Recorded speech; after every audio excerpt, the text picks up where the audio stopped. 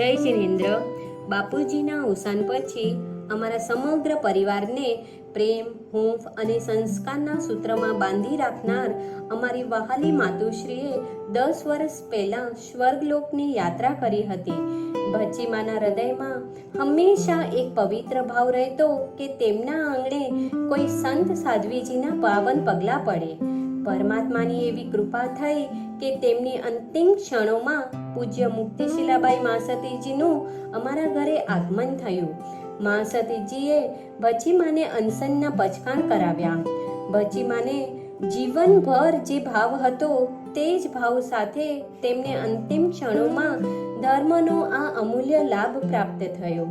તે પવિત્ર ક્ષણે પરિવારના તમામ સભ્યો તેમની પાસે ઉપસ્થિત હતા.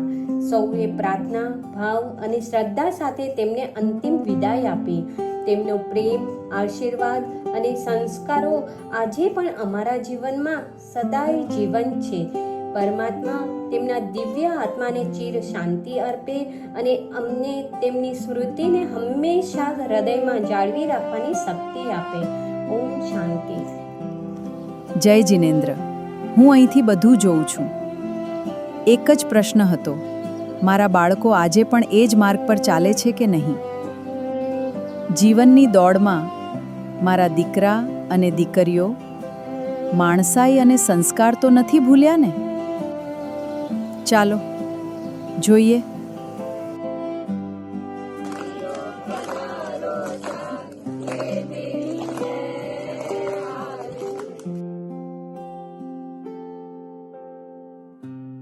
મારો જયંતી તો પહેલેથી જ એવો હતો. પોતાની ખુશી કરતાં બીજાની ખુશીમાં વધારે આનંદ માનતો. હવે નેમચંદ શું કરે છે એ પણ જોઈએ.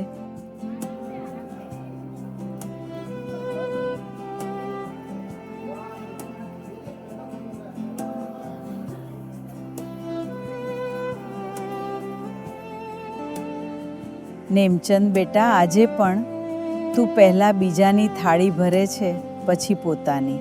તારું હૃદય ક્યારેય બદલાવાનું નથી. બીજાની થાળી ભરવામાં જ તું હંમેશા ખુશ રહ્યો છે.